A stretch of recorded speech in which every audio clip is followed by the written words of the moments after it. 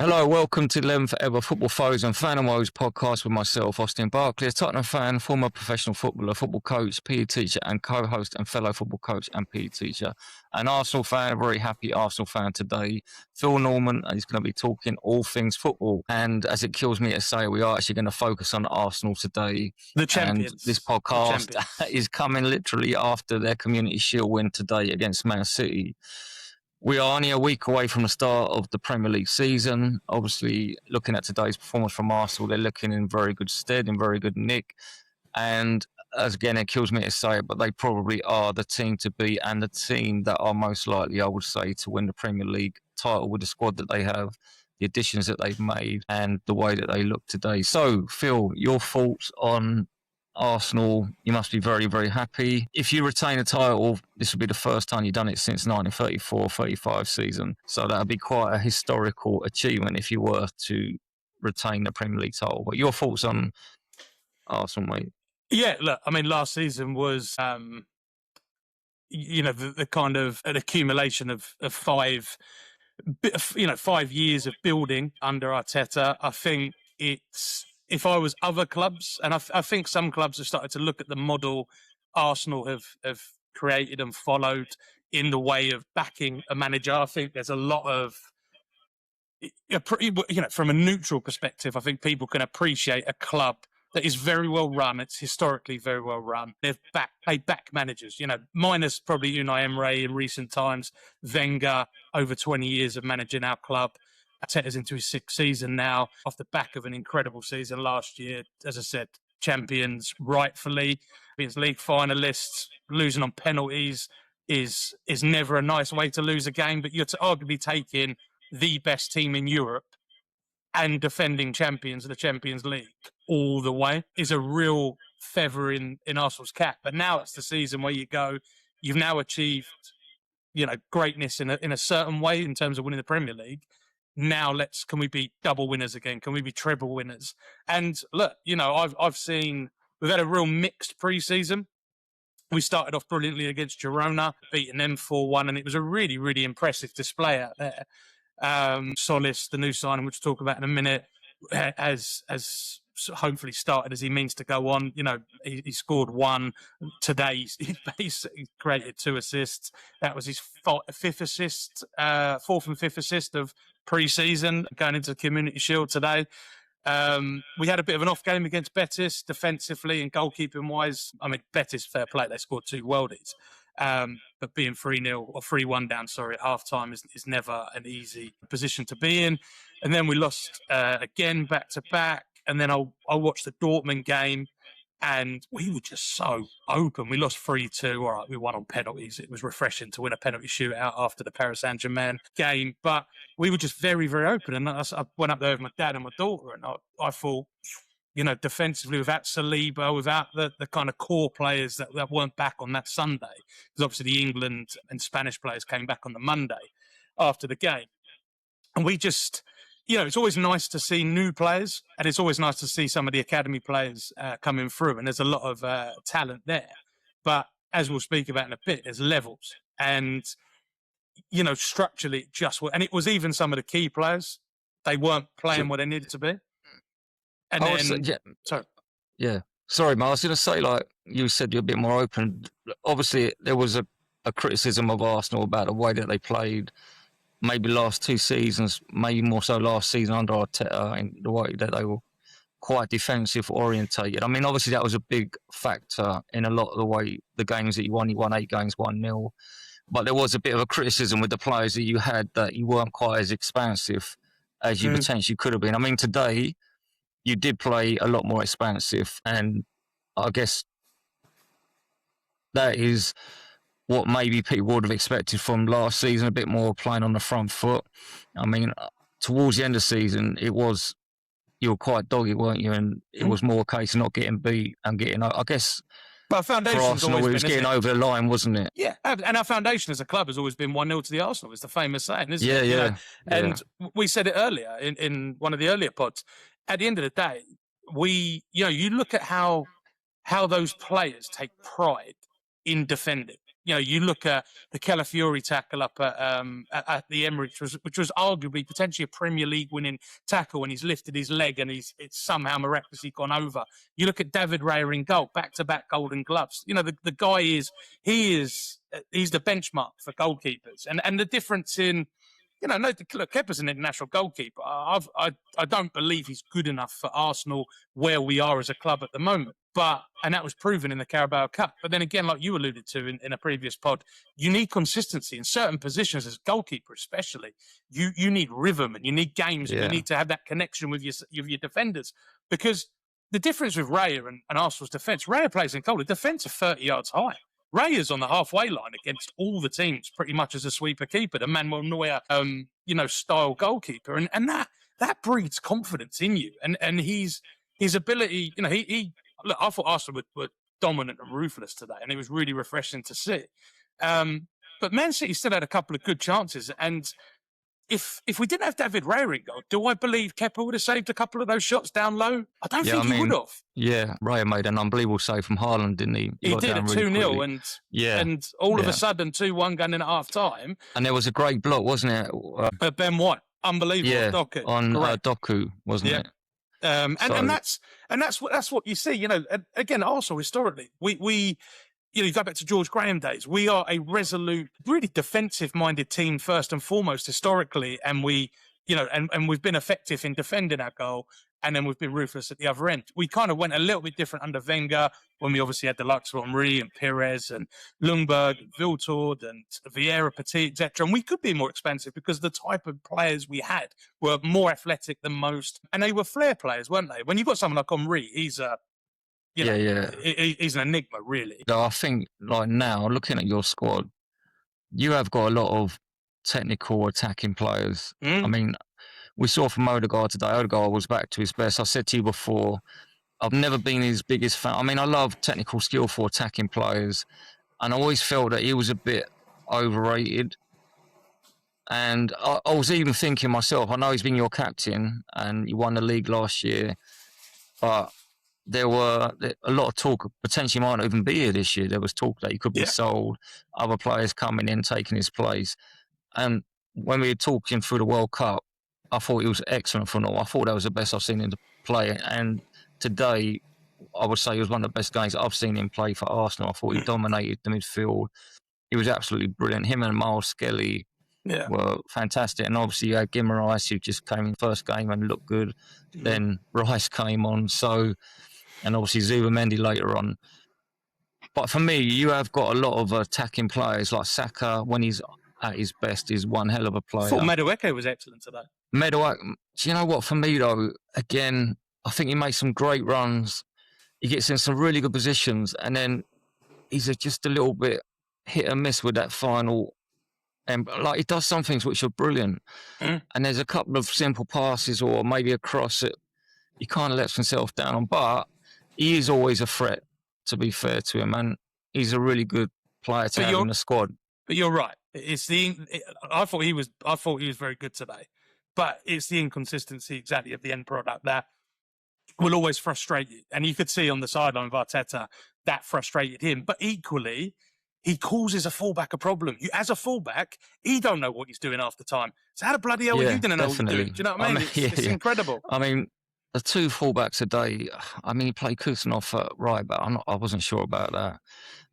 He had a torrid time against Tzolis, didn't he? Yeah. And he's a centre-back. How good was Tzolis, by the way? Yeah, he was excellent. Leagues, which we'll talk about in a minute. For 34 million, he already looks a bargain. He could be a steal.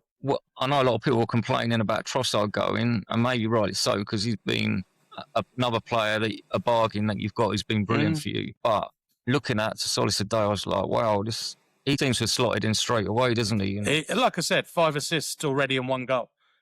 I appreciate we're not into the crux of the season yet, and it's a long season. But if you look at his data at Club Brugge, what was it, 22 goals, 29 assists in the Belgian League with the Champions League stats as well. Rarely injured. I think he's missed something like 2 games in the last 3-4 years. Physically, he looks very similar to Trossard in terms of... I mean, his wire rate, wasn't it, was brilliant. Because every time Semenyo got the ball, they were just doubling up on him. And Semenyo for me had quite a poor game, and that was obviously due to Calafiori, but also because of Tzolis running back and helping him out. And also, I was going to say on the other side, Nico O'Reilly struggled a lot with Madueke, didn't he? Yeah. Both their fullbacks seemed like quite a bit off. The whole of their back four just seemed well out of sorts. I know Arsenal started really well and were playing really well, but defensively they looked really at odds with each other, didn't they? But is it a sign of? I know we'll talk about City in a different podcast, but is it a sign with Gay not starting today? Is that Maresca making a point? Because let's be brutally honest, it's not like Gay played every game at the World Cup. No, do you know what? That surprised me a lot that Gay didn't start. He's their leader, right? And also, definitely. And when he came in last season, he was brilliant for them, wasn't he? Well, him and Semenyo are the only two reasons, in my opinion, that really, really kept them in the title race in many ways. They're up their level. Yeah, he did. And also, like Kusanov is a centre-back, like you just said. And him and Gay were the two main centre-backs for them. They had a really good partnership going, didn't they? And then, was it Nunes who was the right-back last season? Mateus Nunes, yeah. And he was, who, by the way, was a winger for Wolves. Yeah, it was a winger, but he did towards the end. So, did he come on at right back, or did he come on for Semenyo? I think he came on for Semenyo. I think they're looking to push him forward a bit more. I mean, it's 3-0, wasn't it, at that stage? So, I don't know. I mean, I know we'll talk about City in a bit, but I thought, like you said, having four centre-backs across your back four, which became a bit of a Pep Guardiola trait, equally, when you have two out-and-out wingers up against two centre-backs at full-back, Tzolis and Madueke, like you said, and then even Saka, when he came on, they had a field day. They did. They really did, and they caused problems. And as we said, Madueke's final ball is always going to be a bit frustrating and inconsistent. I think that's something we've got to accept. For as long as he's getting the ball and he's getting at his fullback and causing him problems, it's one of those that 1 in 3 he's going to create something, and that's something I think we have to accept as an Arsenal fan. Tzolis, on the other hand, there's so many characteristics that are pleasing about him, and arguably the most important thing is how quickly these players blood into the way Arsenal play and what the manager wants from them. And to me, this pre-season, like I said, he stood out in most of the pre-season. Our issues in going back to the Dortmund game in the pre-season was the central areas. It was too open. Joby Bellingham and Felix Nemecha, the young German midfielder, who, by the way, looks a real one for the future. Yeah. I'm actually surprised a few more teams haven't been sniffing about for his signature after the World Cup. I know they didn't have a great World Cup as a country, but he looks a really talented individual. They just destroyed us through that middle. And then even Carney Chukwuemeka, the England international, obviously formerly of Villa and Chelsea, they caused us real problems through that middle. And then obviously it was similar a little bit with Como. They caused us a little bit down the wings. But as we said, you go through that team. You've got David Raya in goal at the moment, who for me is the best goalkeeper in the Premier League through consistency. 2 Golden Gloves, like I said, justifies that. So, just on the other side, Donnarumma was terrible, wasn't he, today? Well, I was going to come on to that with the Kai Havertz header specifically. And I mean, Odegaard, I haven't... look, the Odegaard goal was beautiful to watch. No, it's a great first touch. A great, phenomenal first touch. I mean, he sat Donnarumma down, but should he have gone down that early? No. I don't know. He's got to stay big, and he's 6 foot, whatever he is, 6'7". Yeah. He's a monster. And listen, Donnarumma's a world-class goalkeeper. I'm not saying he isn't. Today, his performance really summed up Man City's performance. Lackluster, lacking concentration. Like you said, with the second goal with Kai Havertz heading, he should be saving that, shouldn't he? What? Just make yourself big. Go Schmeichel. Make yourself big. And I just thought, it was a brilliant header back by Tzolis. It was a great dink to the back post. Great header back. And actually, Havertz didn't really connect with it that well. No, he did the right thing. He headed it down. But absolutely. I think the keeper's...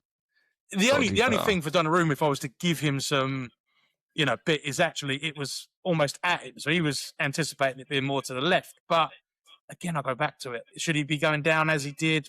Probably not. But look, we had players in the box, and again, Arsenal probably have been criticised. We've spoken about their defensive credentials, which obviously the title win was based around, and maybe lacking a bit of flair and lacking a bit of attacking prowess. But it's also about getting numbers in boxes, and Odegaard and Havertz link so well in the press. Odegaard kind of starts our press a lot of the time, and as I said, Havertz, who potentially is going to be our starting 9 again this season for as long as he can stay fit. Yeah, I was going to ask, like, in terms of Gyokeres, is that his? Yeah, Gyokeres, yeah. Gyokeres. I'm going to say it right one day. You'll get it. It's all good. Do you think Arteta has total faith in him? Because from the outside, it looks like, that he doesn't quite have it in him. No, I do. I think he's got total faith in him, and I think we've got two very good number 9s with different profiles. And I think with the issue with Havertz, he's not been able to stay fit for a whole season in his whole Arsenal career, really. I think Havertz gets a lot of undeserved stick. And when Arsenal have got someone like Odegaard, he would just wants players to bounce passes off all the time and then he'd go beyond. Havertz is deceptive. Deceptively with Havertz, he's kind of a false 9, isn't he? He can play all day. He can play as a 10. He plays as a 9, but he doesn't play as a 9. Nope. Like, he can drop into the pockets. He's basically an extra midfielder for you. Yeah. So you're overloading the midfield. And if you've got runners, but he also has got the goal for it as well. And he's also deceptively quick. Like, let's not forget the first game back against Chelsea in the semi-final of the Carabao Cup last year.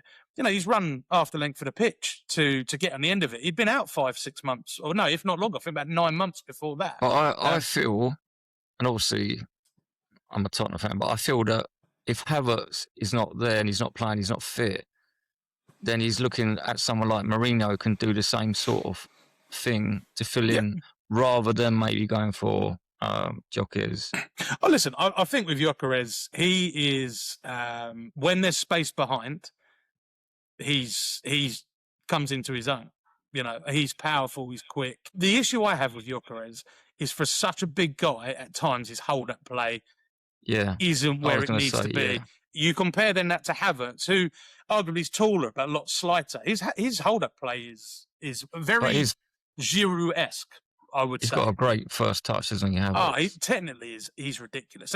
But what pains me is I don't think a lot of people give Havertz the credit for whatever reason. He's a big game player. He's won the Champions League for Chelsea, Champions League winning goal. He's almost won the Champions League for Arsenal, Champions League. He's a man for the big moments, and he knits a lot of our attacking. When we're on form, it's often because of what Odegaard and Havertz do between those two, and everyone else. Like, that's almost a fulcrum for us to be a bit more expensive when they're on it. Defensively, I rarely worry about Arsenal. As I said, Gabriel Saliba, you can, Timber or Ben White, you've got Hincapié or Calafiore on the left. Any of those players. And Mosquera today. Calafiore, was excellent as well today, wasn't he? Calafiore is like the most modern day hybrid left back I think there is in the Premier. He is everywhere. I mean, the first goal, 24 seconds, and our left backs almost playing as a number 9.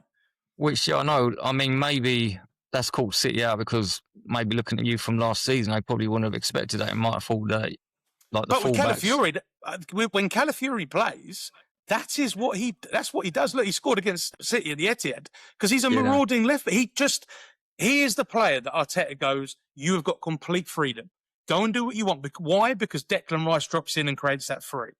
That's what happens. Or the right back drifts across. But I guess if you were City, you're probably thinking they're going to keep like that, more of a rigid back four potentially.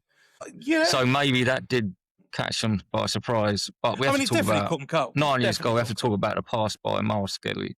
Oh, look, Miles. I want to. Do you know what? I'm going to wait for Miles Lewis-Skelly. I'm going to come on to him because he is, the level of his game post left back chapter has. Well, today he made 116 He was outstanding million today. Well, I mean, he made £116 million player, and Elliot Anderson look. He was in his shadow most of that 53 minutes that Anderson was on, and it was Anderson's first game at City. It was Anderson's first time back post World Cup, but Lewis Skelly looks the real deal. He looks Yeah. complete. He's so strong on the ball, on the half turn. Today, him and Guimaraes on the half turn, how comfortable are these players? Yeah. Hit, and the defence can trust them. They've got Man City at times had 4 players around both of these lads, and they just take it on the back foot, open up, gone. And I thought Miles Lewis Skelly was brilliant in the Champions League final. I think unbelievable. Like that position he's playing there, that's his position all day long for me. All day. And he was a midfielder. And look, Arteta had to fill in a gap, didn't he? When we were struggling at left back, there was a game I remember as clear as day. It was against Jeremy Frimpong, who, by the way, is one of the worst signings Liverpool have ever made.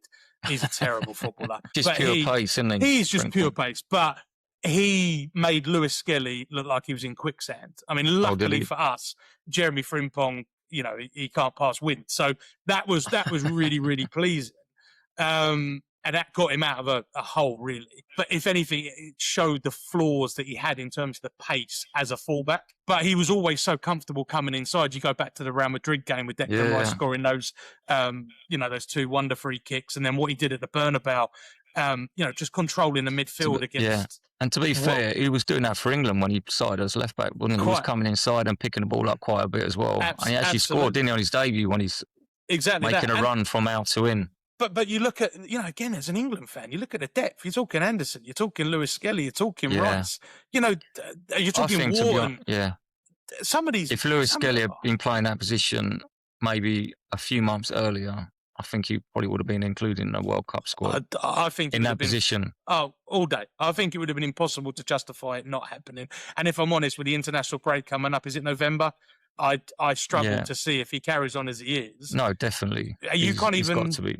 Yeah, you can't even justify. And actually, the first goal for the kind of reverse pass in between the right back and centre back. Pass.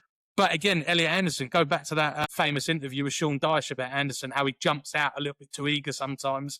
He jumped out, didn't probably need to go out to Miles Lewis Skelly. He already had 2 players on him. That just gave Lewis Skelly a little gap, played it through. And they're the small margins stepping up. No disrespect to Forest and Man City now. The level of teams and the level of players you're coming up against week on week, Champions League football. You do that against the Madrids, the Barças, the Juventuses, the Bayerns, the PSGs.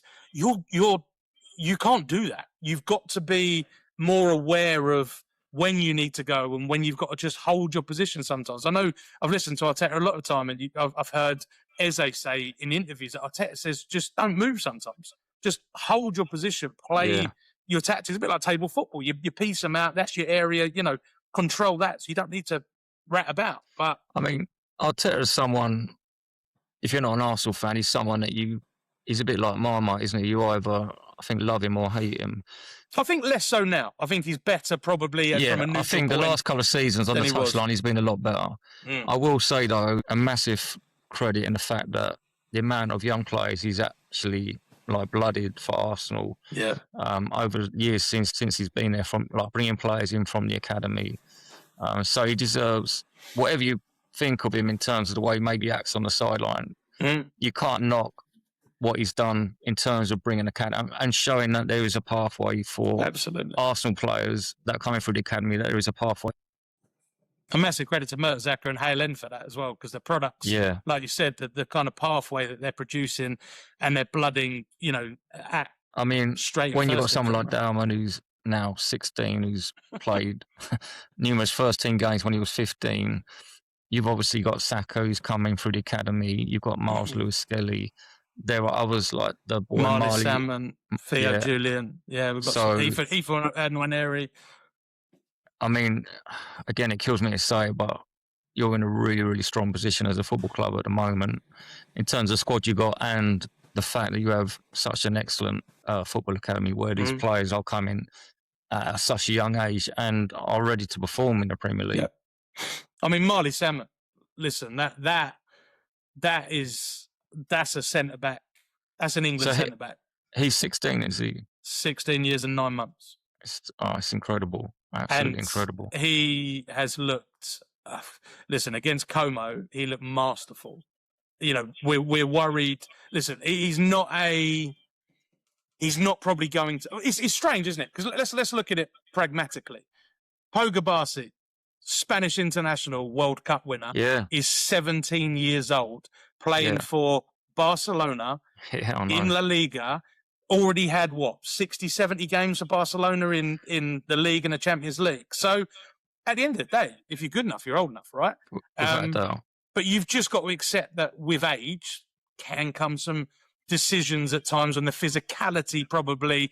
There'll be certain matchups. Especially in the Premier League, isn't it? Yeah, absolutely. But look, if you're talking in the next year, and Arteta's already come out and said Marley Salmon will be with the first team and will be getting games in the Cups and Champions League, and he's ready to step in the Premier League when needed. Arsenal centre-back options, Mosquera back in his natural position today, formed a really good partnership with Gabriel. Mosquera did a very good job, and sadly he'll be remembered for giving away a penalty against PSG in the final. But you're asking a young lad, still only 21 by the way, which is remarkable. And he was under £20 million Arsenal paid for him last season. Let's look at some of the prices. He was playing as a right back in that game, wasn't he? So he wasn't even playing his natural position. Correct, right? So we're talking playing about against arguably the best left-sided player in the world as well. I mean, Kvyat it's a joke. Like, I said to you, who would your dream signings be for Tottenham? Well, he is, I think, the dream signing for, I know we were linked with Vinicius Jr. for a long time, but he'd be second to Kvyat Villa all day. And by the way, I still think there's a gulf between Kvyat Villa and Vinicius Jr. As much as they've done really well, they've got some good players and even Kvyat Villa's brother, I suppose, he's being linked with Arsenal at the moment. There's some talent, but as I said, that baseline of this young Theo Julian, right back, 16 years old. The other night when I watched the Como game, it was Marley Salmon 16 years and 9 months at centre back. Theo Julian 16 and a half at right back. Max Dowman just 16 on the right wing. Miles Skelly at 19 in the centre mid. It's a remarkable show of faith from Arteta, but it's not a show of faith for just trying to puff your chest out and fill gaps or trying to sell these players. And Nwaneri at 19 in the midfield as well. This is Arteta genuinely going. I think he learned from the Nwaneri thing, because do you remember when he came on for about 2 seconds? It was about 3 minutes against Brentford, wasn't it? And he got a lot of stick for it just because he felt like he wanted to break a record as a new manager, trying to get the youngest player.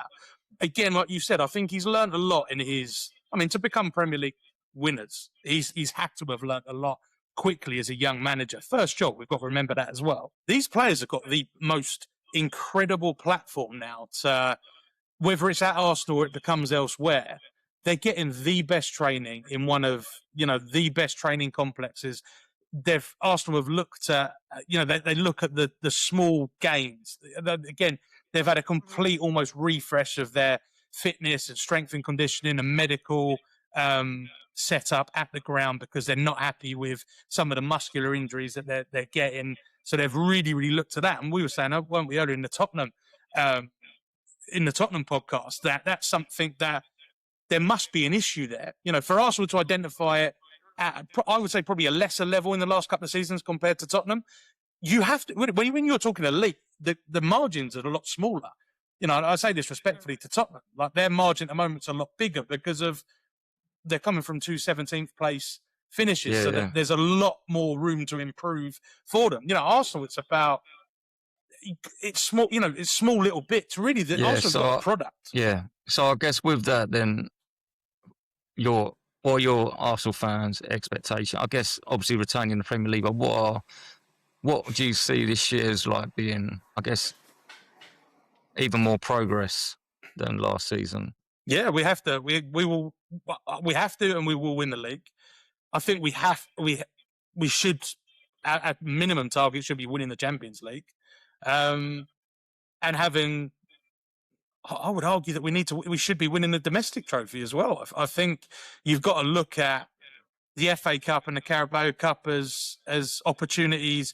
While the iron's hot as such, you've got to really, really go for it. You look at the great teams, the Cities recently, the United's treble winners, the Chelsea's under Mourinho. They were ruthless, and they were ruthless while they were on top. We, as an Arsenal Football Club, have an incredible moment to really dominate. And I think, we're talking about all these transfers. I don't, the left wing scenario, look, there's some great players out there, but we left Martinelli out of the team today. Yeah, I was going to talk about him in a bit, yeah. Yeah, he's still, that's an unbelievable player to leave out. Ethan Nwaneri, But again, Arsenal accepted a bid for him, didn't they, from was it Besticus? I think Galatasaray. Was it Galatasaray or Fenerbahce or one of them, Turkish team, wasn't it? But he doesn't want to. And he turned it down. Yeah, he turned it down. So, I mean, for him, I know I saw an interview with Arteta after the game. He was talking about Martinelli, he's talking about Ethan, and still saying they're going to have a big part to play. But if you're Martinelli, what would your thoughts be? Would you be looking to try and move on?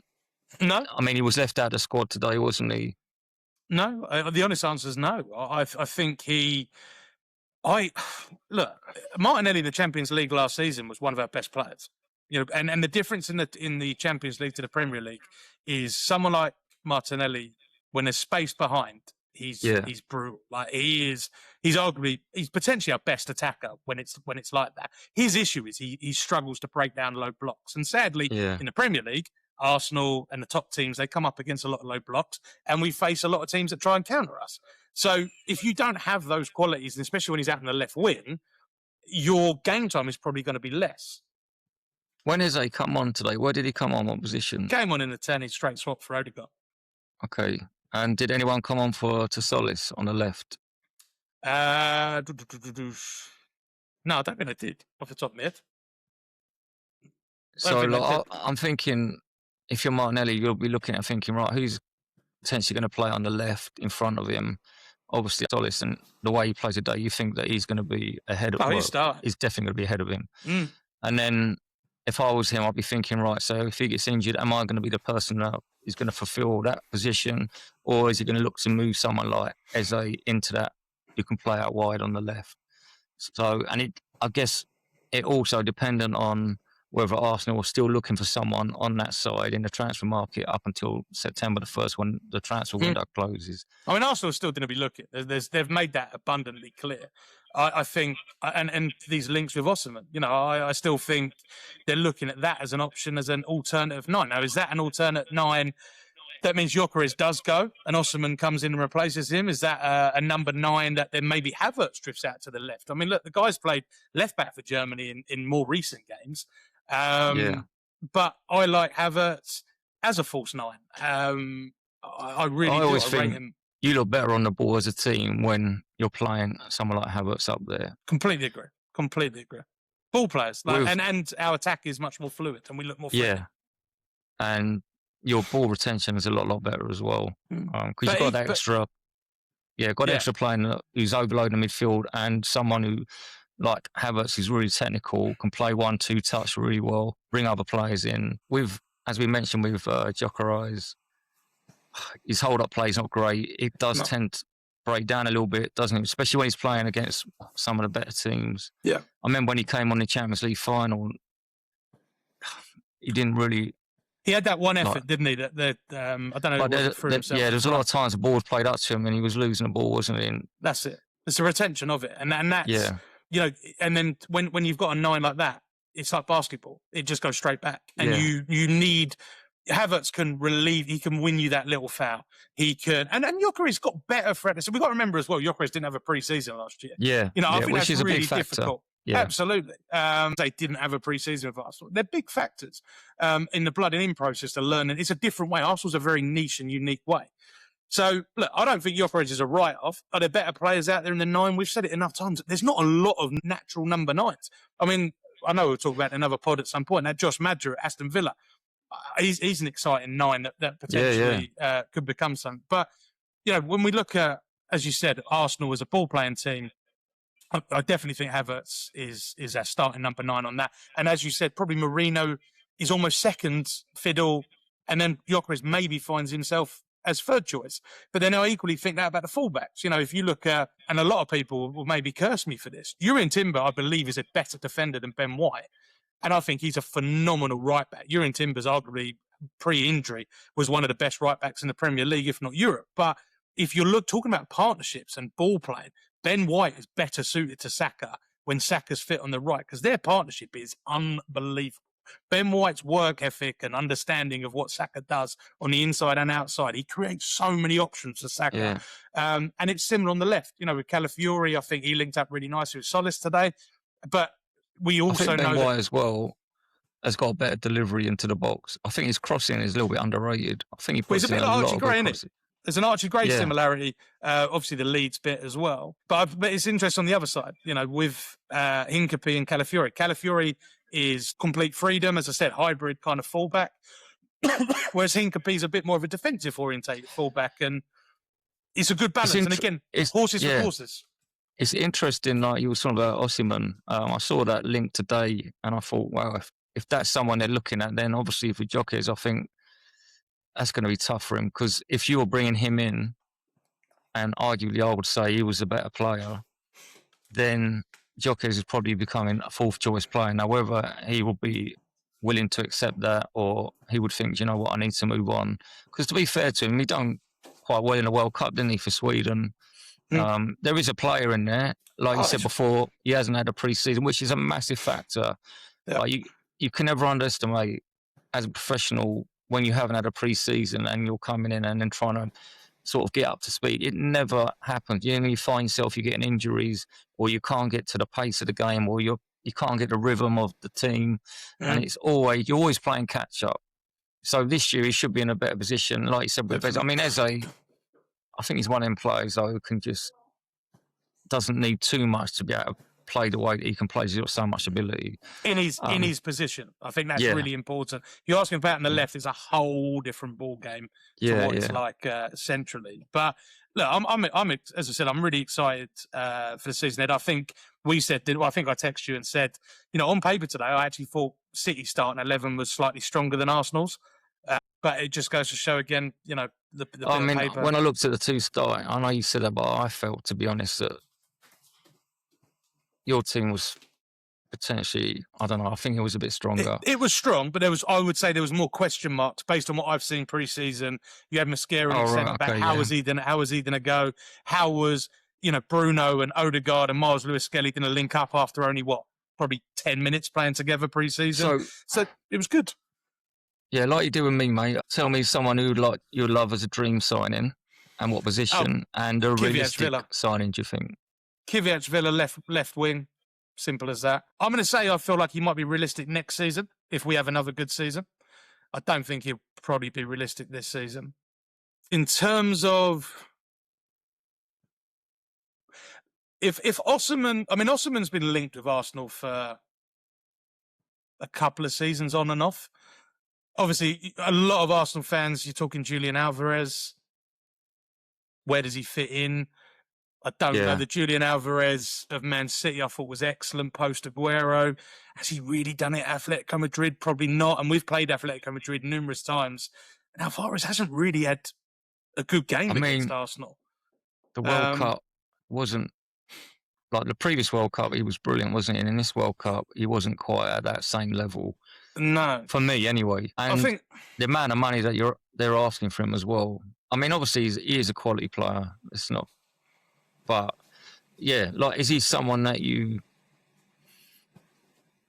I don't know. I wouldn't. The guy. This is quite a random one, and funny enough, it's an Atletico Madrid player, and maybe I'm looking at it more because Saliba's out at the moment.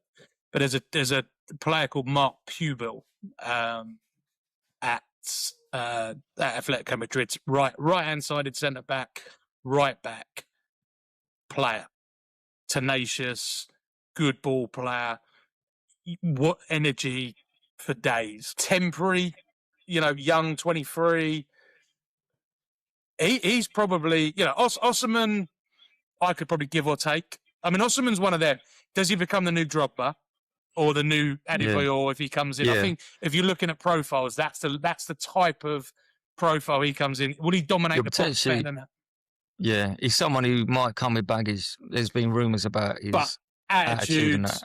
Yeah. And that was similar with Vinicius Jr. Look, Vinicius Jr. on his day, I thought he had a good World Cup. I don't think he had an excellent World Cup because none of the Brazilians had an excellent World Cup. And he's obviously a great talent. But again, Arsenal, the foundation of Arteta is this unity. They're all in sync. They're all willing to not be number one, if that makes sense. They're all willing. And also, I would say he expects a lot of his wide players in terms of the defensive side of it as much as the attacking side. Yeah. And for me, Vinny Jr., as great as he would be on the ball going forward, you're not going to get, I wouldn't have thought, that other side where he's coming back, tracking back.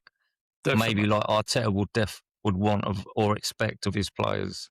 No, I agree. I think it's an unglamorous one, but I'm going to go Mark Pugh at right centre back or right back, or no, I'm just going to go for that. I think he would be. Yeah, I think he's one that would.